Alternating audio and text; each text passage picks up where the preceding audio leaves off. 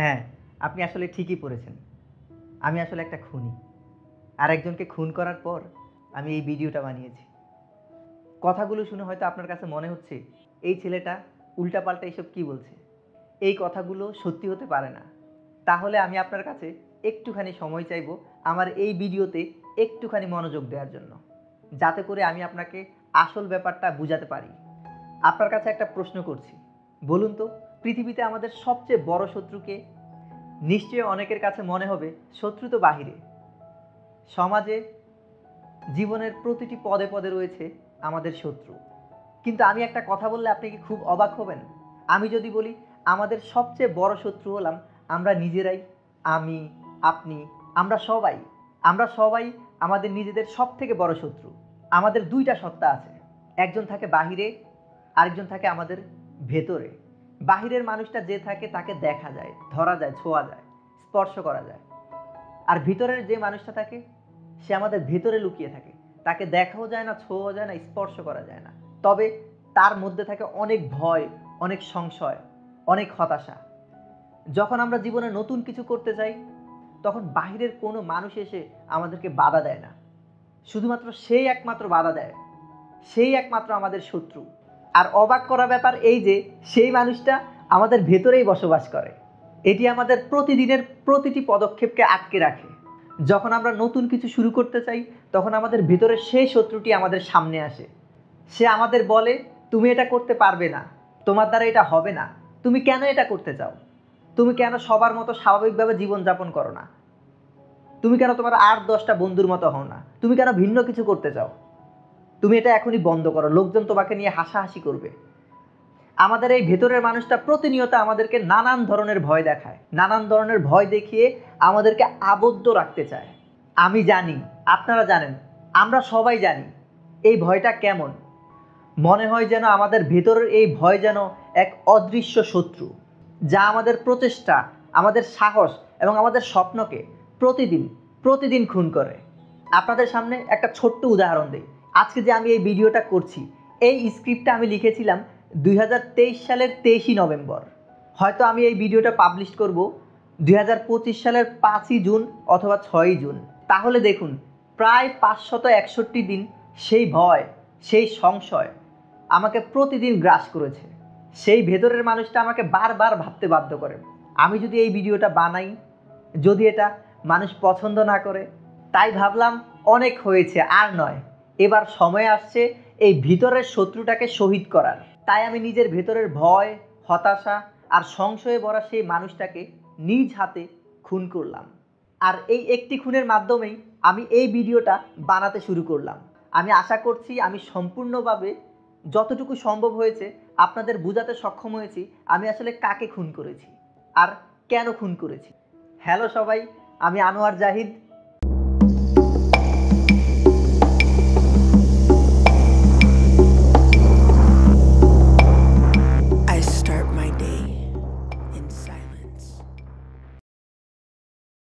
আজকের এই ভিডিওতে আমি কথা বলবো বিশ্বের সেরা 10টি মোটিভেশনাল মুভি সম্পর্কে।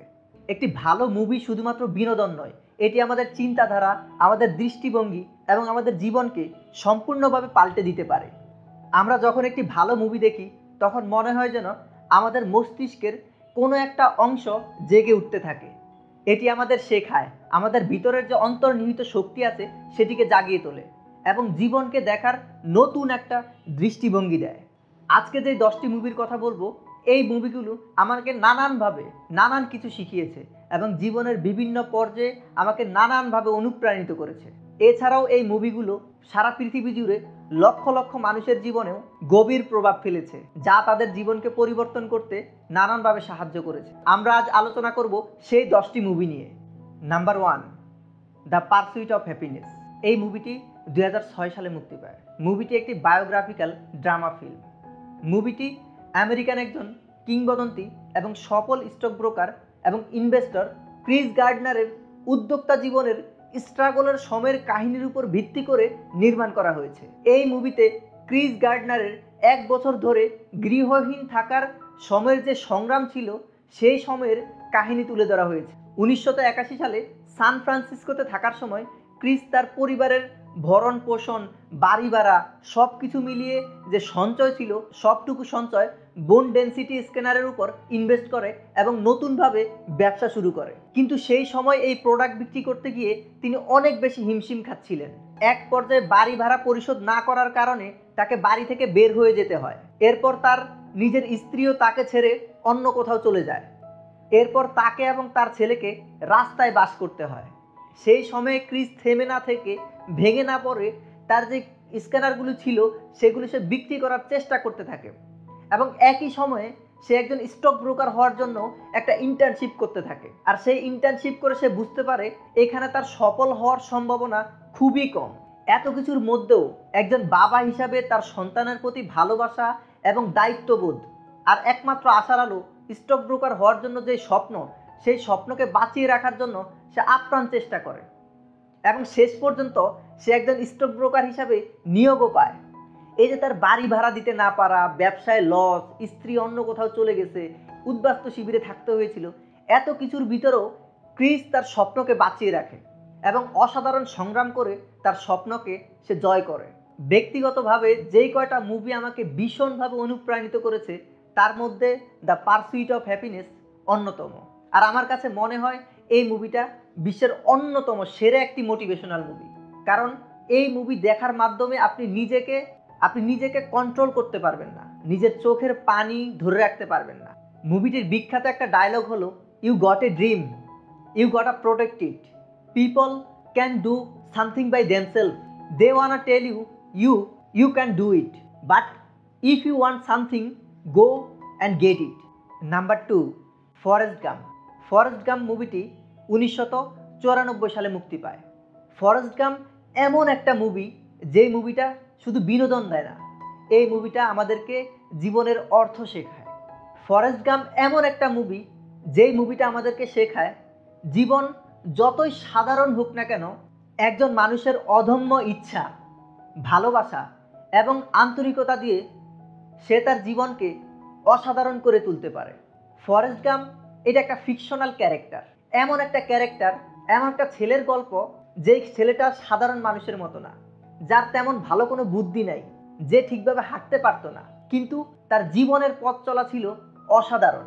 মুভির প্রধান চরিত্র ফরেস্ট গাম্প এমন একটা জীবন্ত উদাহরণ যে যার মাধ্যমে আমরা বুঝতে পারি প্রকৃত সাফল্য শুধুমাত্র ক্ষমতা, অর্থ কিংবা জ্ঞানের মধ্যে সীমাবদ্ধ নয়, বরং সফলতা মানে হলো ভালোবাসা, সহানুভূতি এবং জীবনের প্রতি সঠিক দৃষ্টিভঙ্গি। ফরেস্ট গাম্প তার জীবনে এমন এমন ঘটনা ঘটায় যা তার জীবনকে অসাধারণ করে তোলে। তিনি ছিলেন একজন সেরা মানের ফুটবলার, অসাধারণ দৌড়বিদ, বিশ্বমানের একজন পিংপং প্লেয়ার, একজন বাহাদুর যোদ্ধা, একজন সফল ব্যবসায়ী এবং একজন সত্যিকারের প্রেমিক। বিশ্বের অন্যতম একজন ধনী মানুষ আলিবাবার প্রতিষ্ঠাতা জ্যাক মাও এই মুভির মাধ্যমে অনুপ্রেরণা পেয়েছিলেন। আলিবাবার আইপিও সফল হওয়ার পর একজন সাংবাদিক তাকে জিজ্ঞেস করেছিল, আপনার আইডলকে? তখন জ্যাক মা বলেছিলেন, আমার idol Forrest Gump. Jack Ma আরও বলেন, এই মুভিটা আমি 10 বারের উপরে দেখেছি। তিনি বলেছেন, যখনই আমি কোনো কিছুতে ফেইল করতাম, হতাশাগ্রস্ত হতাম, তখনই আমি সাথে সাথে ফরেস্ট গাম্প দেখতাম আর ফরেস্ট গাম্পকে দেখে অনেক বেশি অনুপ্রাণিত হতাম এবং নতুনভাবে আমার কাজ স্টার্ট করতাম। ফরেস্ট গাম্প বিশ্বাস করতেন যে জীবন যতই কঠিন হোক না কেন, নিজের প্রতি বিশ্বাস এবং কঠোর পরিশ্রমের মাধ্যমে যে কোনো কিছু জয় করা সম্ভব। ফরেস্ট গাম্প হলো জীবন, প্রেম আর বিজয়ের গল্প। মুভিটির IMDb রেটিং 8.8 আউট অফ 10। প্রধান চরিত্রে অভিনয় করেছিলেন বিখ্যাত হলিউড অভিনেতা টম হ্যাঙ্কস। মুভিটির খুবই জনপ্রিয় একটা উক্তি হচ্ছে, life is like a box of chocolate, life is like a box of chocolate, you never know what you gonna get. Number 3, the Shawshank Redemption. এটি একটি ক্রাইম জনরার মুভি। এটি মুক্তি পেয়েছিল 1994 সালে। মুক্তির পর থেকে এখন অবধি এই মুভিটা IMDb রেটিং অনুযায়ী পৃথিবীর সর্বশ্রেষ্ঠ মুভি। মুভিটির রেটিং হলো 9.3 out of 10। The Shawshank Redemption মুভিটি হলো অ্যান্ডি ডুফ্রেইন নামের একজন ব্যাংকারের জীবনকে কেন্দ্র করে। তাকে তার স্ত্রী এবং স্ত্রীর প্রেমিককে হত্যার দায়ে দোষী সাব্যস্ত করে সেই সময়ের কুখ্যাত জেল শশাঙ্ক জেলে পাঠানো হয়। শশাঙ্ক জেলে সেই সমস্ত ভয়ঙ্কর ভয়ঙ্কর কয়েদিরা থাকতো যাদের সাজা ছিল যাবজ্জীবন কিংবা মৃত্যুদণ্ড। এই শশাঙ্ক জেলে কোনো কয়েদি যদি কোনো ধরনের ভুল কিংবা অন্যায় করত, সাথে সাথে তাকে অন্ধকার কুঠুরিতে বন্দি রাখা হতো আর দেয়া হইতো কঠিন শাস্তি। যদিও অ্যান্ডি তার পুরো সময় জুড়ে বলে বেড়াতো সে নির্দোষ, কিন্তু কেউ তার কথা বিশ্বাস করতো না, কারণ জেলখানার একটা প্রচলিত নিয়ম ছিল সবাই নিজেদেরকে নির্দোষ দাবি করত। অ্যান্ডি ডুফ্রেন ছিল একজন সাধারণ ব্যাংকার, কিন্তু তার জীবনযাত্রা আমাদেরকে শেখায় কিভাবে একা, নির্দোষ এবং ভয়ঙ্কর পরিস্থিতির মধ্যে থেকেও নিজের বিশ্বাসে অবিচল থাকা সম্ভব। অ্যান্ডি ডুফ্রেন 1947 সাল থেকে 1966 সাল পর্যন্ত 19 বছর ধরে শশাঙ্ক জেলে ছিল। 19 বছর এইরকম একটা ভয়ঙ্কর জেলখানার মধ্যে থেকেও কখনোই অ্যান্ডির আশা, বিশ্বাস এবং ভরসা কেউ ভাঙতে পারেনি, বরং সে তার জেলখানার জীবনকে অনেক সুন্দরভাবে দেখেছে। সে জেলখানায় এমন এমন কিছু করেছে যেটা আসলে সাধারণ কোনো কয়েদির পক্ষে কিংবা সাধারণ কোনো মানুষের পক্ষেও করা সম্ভব না। জেলখানায় যত কয়েদি ছিল সবাই এই জেলখানাকে তাদের নিয়তি হিসাবে মেনে নিয়েছিল এই জেলখানাই তাদের সব কিছু। হয়তো তারা জন্মেছিল অন্য কোথাও, কিন্তু তাদের এই জীবন, তাদের মৃত্যু সব কিছুই এই জেলখানার মধ্যেই হবে।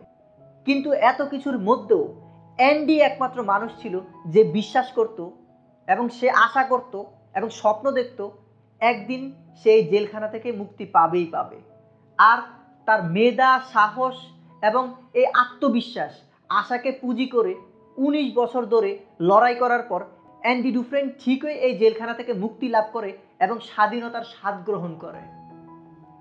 আর এই মুক্তি লাভের জন্য অ্যান্ডি ডুফ্রেন যেটা করছে সেটা সত্যি সত্যি সাধারণ মানুষের পক্ষে করা কখনোই পসিবল না, এটা সম্ভবই না। সম্পূর্ণ বিস্তারিত আমি আপনাদেরকে বলবো না, আমি শুধু আপনাদেরকে কিছু জিনিস বলবো কেন আসলে আপনারা এই মুভিগুলি দেখবেন। আর এই মুভিগুলি আসলে প্রত্যেকেরই দেখা উচিত।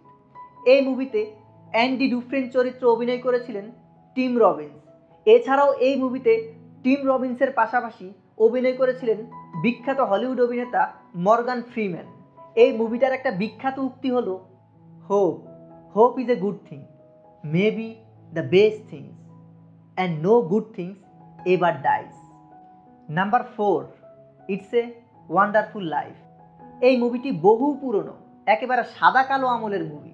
এটি একটি ফ্যান্টাসি জনরার মুভি যেটি মুক্তি পেয়েছিল 1946 সালে, আর যার IMDb রেটিং হলো 8.6 আউট অফ 10।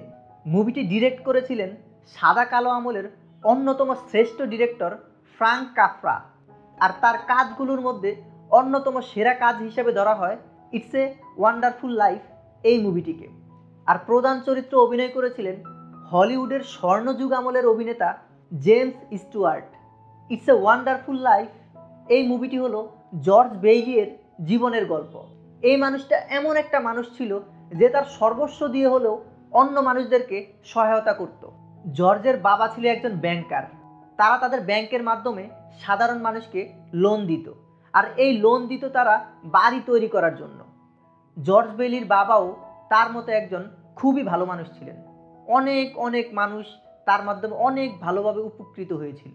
একটা সময় দেখা যায় জর্জের বাবা মারা যায়, আর জর্জদের যে ব্যাংক ছিল সেই ব্যাংকের দায়িত্ব গ্রহণ করে জর্জ নিজে। খুব অল্প দিনের মধ্যেই জর্জ এই ব্যবসা পরিচালনা করার মাধ্যমে সুনাম এবং খ্যাতি অর্জন করেছিল, এবং সে সব সময় সাধারণ মানুষদেরকে সাহায্য সহযোগিতা করত। এর মধ্যেই দ্বিতীয় বিশ্বযুদ্ধ শুরু হয়ে যায়, আর এই যুদ্ধের কারণে জর্জদের ব্যবসা প্রচণ্ডভাবে ক্ষতিগ্রস্ত হয়। আরেকটা ব্যাপার হলো, আমরা যতই ভালো কাজ করি না কেন, আমরা যদি মনে করি সব মানুষই আমাদেরকে ভালো জানে, এটা খুবই একটা ভুল ধারণা। অবশ্যই কেউ না কেউ আমাদেরকে নিয়ে হিংসে করে।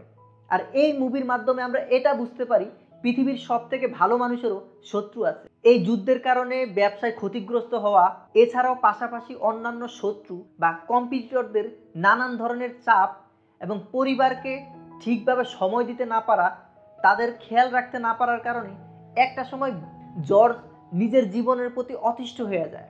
জর্জ মনে করে এই পৃথিবীতে তার আশাটাই ভুল ছিল, এবং একটা সময় এত বেশি বিরক্ত হয়ে গেছিল যে জর্জ আত্মহত্যা করার সিদ্ধান্ত নেয়। আর ঠিক যখন সে আত্মহত্যা করতে যায় তখন একজন ফেরেশতা তার সামনে আসে আর জর্জকে দেখায় তার জীবনের শুরু থেকে এখন পর্যন্ত সে কি কি করেছে। সে যদি এই পৃথিবীতে না আসতো, সে যদি বেঁচে না থাকতো, তাহলে কত কত মানুষ অনাহারে মারা যেত, কত মানুষ ঘর পেত না, কত মানুষ ওষুধের অভাবে মারা যেত, চিকিৎসার অভাবে মারা যেত। আর প্রচুর পরিমাণে মানুষ জর্জকে খুবই খুবই ভালোবাসে। এই মুভিটা আমাদেরকে শেখায় যে আমাদের জীবনের মূল্য অনেক বেশি। আরও শেখায় যে অন্য মানুষদের প্রতি উদার এবং সহানুভূতিশীল হলে জীবন আরও কত বেশি সুন্দর হয়। মুভিটা সাদা কালো আমলের হওয়ার কথা শুনে হয়তো আপনার মনে দ্বিধা, দ্বন্দ্ব এগুলি শুরু হইতে পারে। তবে এই মুভিটা দেখার পর আপনি আরও বেশি সংযত হবেন, অনুপ্রেরণা পাবেন যে জীবনে যখনই কোনো বিপদ আসুক না কেন সেই বিপদকে কিভাবে শক্ত হাতে প্রতিহত করতে হয়। It's a wonderful life. এই মুভিটার একটা বিখ্যাত উক্তি হলো, no man is a failure who has friends. Number 5, এই মুভিটা হচ্ছে বিশ্ববিখ্যাত অভিনেতা সিলভেস্টার স্ট্যালোনের অভিনীত 1976 সালে মুক্তি পাওয়া বিশ্ববিখ্যাত সিনেমা রকি। আর এই রকি মুভিটি সিলভেস্টার স্ট্যালোনের জীবনের মোড় ঘুরিয়ে দেয় আর রাতারাতি তাকে বিশ্বজুড়ে তারকা বানিয়ে দেয়। এটি একটি স্পোর্টস জনরার মুভি যার IMDb রেটিং 8.1 আউট অফ 10। মুভির মূল গল্পটি রকি বালবোয়া নামের একজন গরিব কিন্তু কঠোর পরিশ্রমী একজন বক্সারের জীবনের গল্প। গরিব হওয়া সত্ত্বেও রকি সবসময় বড় কোনো স্বপ্ন দেখত, সবসময় বড় কোনো সুযোগের জন্য অপেক্ষা করত। সে বিশ্বাস করত তার জীবনেও এমন একটা সুযোগ আসবে আর সেই সুযোগকে কাজে লাগিয়ে সেও অনেক বড় মাপের একজন মানুষ হবে। ঠিক সে যেমনটা চেয়েছিল, একদিন তার জীবনে অনেক বড় একটা সুযোগ আসে। সেই সময় অ্যাপোলো ক্রিড নামের একজন বিশ্ববিখ্যাত বক্সার ছিল। একটা সময় রকির জীবনে সুযোগ আসে সেই অ্যাপোলো ক্রিডের সাথে ফাইট করার। সুযোগ আসে অ্যাপোলো ক্রিডকে হারিয়ে একজন বিশ্ব চ্যাম্পিয়ন হওয়ার। অ্যাপোলো ক্রিড ছিল সেই সময়ের চ্যাম্পিয়ন, সে অনেক বড় মাপের একজন বক্সার ছিল। আর অপোনেন্ট যখন এমন বড় মাপের কেউ একজন হয় তখন ভয় পাওয়াটাই স্বাভাবিক। ঠিক রকিও একটা সময় ভয় পেয়ে যায়, সে নিজেকে প্রস্তুত মনে করে না। কিন্তু আবার সে ভাবতে থাকে এমন একটা সুযোগ তো জীবনে বারবার আসে না, এমন একটা সুযোগ জীবনে একবারই আসে আর যে সুযোগটাকে কাজে লাগাতেই হয়। এরপর রকি নিজেকে ফাইট করার জন্য প্রস্তুত করতে থাকে। একটা সময় দেখা যায় সে অ্যাপোলো ক্রিডের সাথে ফাইট করার পরেও সেই ফাইটে রকি আসলে জিততে পারে না। আমরা সাধারণ মুভিতে যেরকম দেখি নায়ক সবসময় জিতবে, কিন্তু রকি মুভিতে এরকমটা হয়নি। রকি শেষ পর্যন্ত জিততে পারে না। যদিও রকি বিশ্ব চ্যাম্পিয়ন হতে পারে নাই, কিন্তু সে তার আত্মবিশ্বাসকে জয় করেছে, সে তার আত্মবিশ্বাসের কাছে চ্যাম্পিয়ন হয়েছে। আর প্রত্যেকটা মানুষকেই নিজের আত্মবিশ্বাসের কাছে চ্যাম্পিয়ন হওয়া উচিত, নিজের কাছে জয়ী হওয়া উচিত। আপনারা যদি নিজেদের আত্মবিশ্বাস বাড়াতে চান, নিজেকে আরও বেশি কনফিডেন্ট করতে চান, তাহলে রকি মুভিটা অবশ্যই অবশ্যই দেখবেন। এই মুভিটার একটা বিখ্যাত উক্তি হলো, it's not about how hard you hit, it's not about how hard you hit, it's about how hard you get hit and moving forward. Number 6, A beautiful Mind. এই মুভিটা মুক্তি পেয়েছিল 2001 সালে। এটি একটি বায়োগ্রাফিক্যাল ড্রামা জনরার মুভি। মুভিটির IMDb rating 8.2 out of 10। A beautiful Mind এই মুভিটা জন ন্যাশ নামের একজন গণিতবিদের জীবনের গল্প। জন ন্যাশ ছিলেন অসাধারণ একজন গণিতবিদ। তিনি তার শেষ জীবনে সফল হয়েছিলেন, কিন্তু সফল হওয়ার পর্যন্ত তাকে তার জীবনের সাথে লড়াই করতে হয়েছিল। তার একটা বিশাল বড় ধরনের মানসিক সমস্যা ছিল, এটা ছিল প্যারানয়েড সিজোফ্রেনিয়া। এর মানে হচ্ছে উনি ওনার কল্পনা এবং বাস্তব জীবনকে এক করে ফেলতেন এবং তার কল্পনাকে বাস্তব চরিত্রে রূপান্তর করে সেটাকেই সত্যি মনে করতেন। সবাই যখন তাকে পাগল মনে করতেন তখন সে নিজে নিজে একা একা তার ভিতরের এই শত্রুগুলোর সাথে ফাইট করতেছিলেন।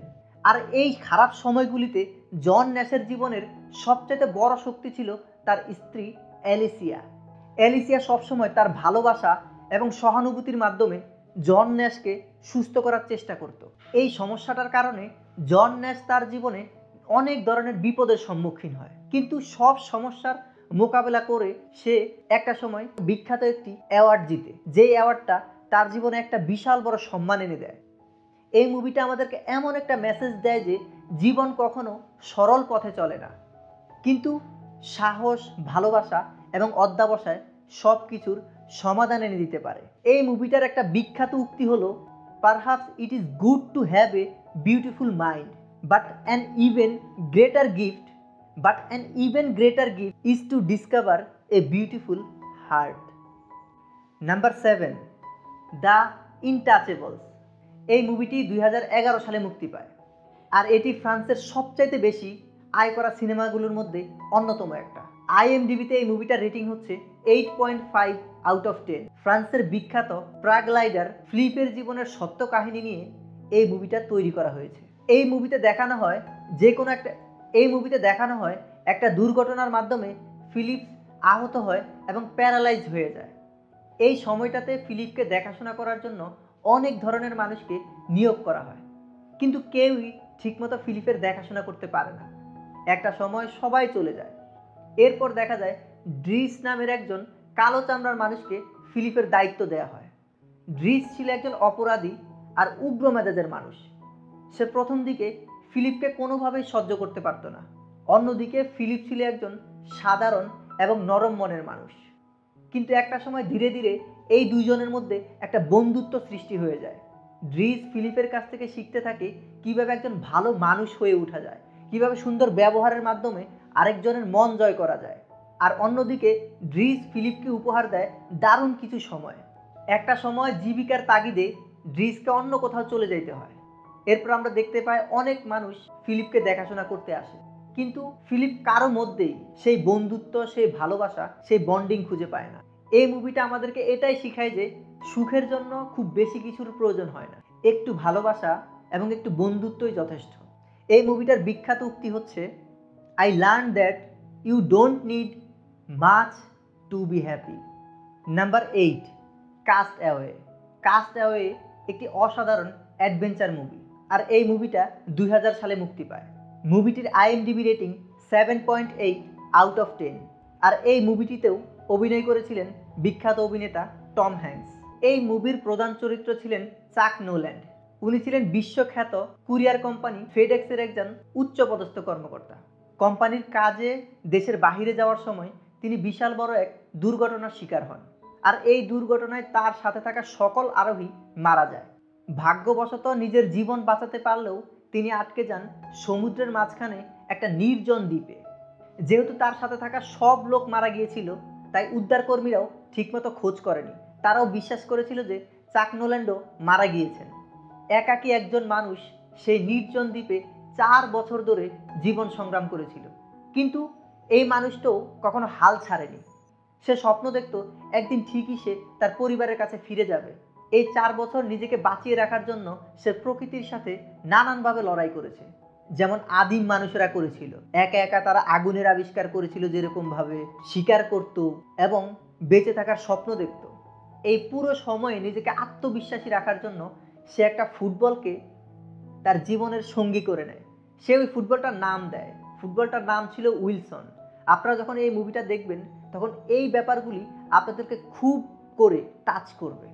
এই একমাত্র সঙ্গী উইলসনকে নিয়েই সে একাকী নির্জন দ্বীপে 4 বছর ধরে বেঁচে থাকার সংগ্রাম করেছিল এবং বেঁচেও ছিল, এবং শেষ পর্যন্ত সে নিজের চেষ্টায় এবং নিজের আত্মবিশ্বাসের কারণে তার পরিবারের কাছে জীবন নিয়ে ফিরে গিয়েছিল। ক্যাস্ট অ্যাওয়ে মুভিটা আমাদের এইরকম একটা মেসেজ দেয় যে আমরা জীবনে যতই একা থাকি না কেন, যদি আমাদের আত্মবিশ্বাস থাকে, আমাদের মনোবল থাকে, আমাদের ভিতরে বিশ্বাস থাকে, আমরা সেই অবস্থা থেকে যে কোনোভাবেই মুক্তি লাভ করব। এই মুভিটার একটা বিখ্যাত উক্তি হলো, I know what I have to do now, I have got to keep breathing because tomorrow the sun will rise, who knows what the tide could bring. Number 9, Rudy একটি বায়োগ্রাফিক্যাল স্পোর্টস জনরার movie. এই মুভিটা 1993 সালে মুক্তি পায়। মুভিটির IMDb rating 7.5 out of 10। সিনেমাটি Daniel রুডিগারের জীবনের সত্য ঘটনা অবলম্বনে তৈরি করা হয়েছিল। রুডিগারের জীবনে নানান ধরনের বাধা থাকা সত্ত্বেও সে সবসময় স্বপ্ন দেখত এবং বিশ্বাস করত সে নটরডেম বিশ্ববিদ্যালয় ফুটবল টিমের একজন খেলোয়াড় হবে। রুডি ছিল একজন খুবই সাধারণ ছাত্র, যার গ্রেড ছিল অন্যান্য ছাত্রদের তুলনায় খুবই কম এবং টিমের বাকি খেলোয়াড়দের তুলনায় তার শারীরিক সক্ষমতাও খুবই কম ছিল। এরপর রুডি কঠোর পরিশ্রম শুরু করে ফুটবল টিমের সদস্য হওয়ার জন্য। সিনেমার মাধ্যমে দেখানো হয় শারীরিক অক্ষমতা এবং কম শক্তি থাকার পরেও সে কঠোর পরিশ্রম করে এবং একটা সময় নটরডেম বিশ্ববিদ্যালয় ফুটবল টিমের সদস্য হন। শারীরিক ঘাটতি থাকার পরেও একটা মানুষ কঠোর পরিশ্রমের মাধ্যমে তার স্বপ্নকে সত্যি করে।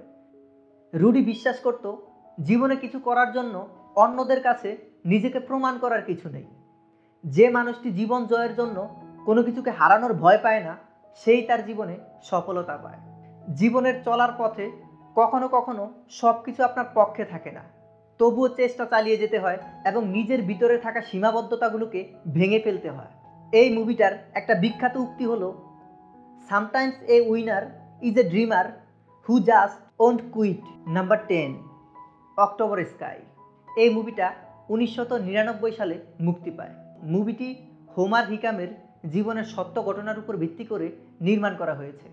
মুভিটির আইএমডিবি রেটিং 7.8 আউট অফ 10। এই মুভিতে দেখানো হয় হোমার ছিলেন একজন সাধারণ এবং নিম্নবিত্ত গরিব পরিবারের সন্তান, যার বাবা কয়লার খনিতে খননের কাজ করতেন। একটা সময় হোমার মহাকাশ বিজ্ঞানী ওয়ার্নহার্ড বন ব্রাউনের কাছ থেকে অনুপ্রাণিত হয়ে রকেট বানানোর সিদ্ধান্ত নেয়। হোমার ছিল একটা ছোট্ট শহরের ছেলে, কিন্তু তার স্বপ্ন ছিল আকাশচুম্বী। কিন্তু হোমারের বাবা কখনোই চাইতো না সে এত বড় একটা স্বপ্ন দেখুক। হোমারের বাবা সবসময় চাইতো হোমারের জন্য ঠিক তার মতো একজন শ্রমিক হয়। হোমারের বাবা সবসময় ভয় পেতেন, কারণ তিনি মনে করতেন যে বাস্তবতা খুবই খারাপ এবং কঠিন একটা জিনিস। কারণ গরিবদের সন্তানদের কখনো বড় স্বপ্ন দেখতে হয় না, তারা যেমন আছে ঠিক তেমনই তাদের জীবনকে মেনে নেওয়াটাই তাদের জীবনের সবচেয়ে বড় পাওয়া। কিন্তু হোমার তার স্বপ্ন পূরণের জন্য কখনোই হাল ছাড়ে না, বরং সে একটু একটু করে চেষ্টা চালিয়ে যেতে থাকে। আর একটা সময় সে সফলও হয়। ওই যে একটা কথা আছে না, আপনি যেখানেই থাকুন না কেন, যেখান থেকে উঠে আসুন না কেন, আপনার পরিবার বা কোত্থেকে আপনি আসছেন সেটা বড় বিষয় নয়, আপনার কাজ কি সেটাই মুখ্য বিষয়।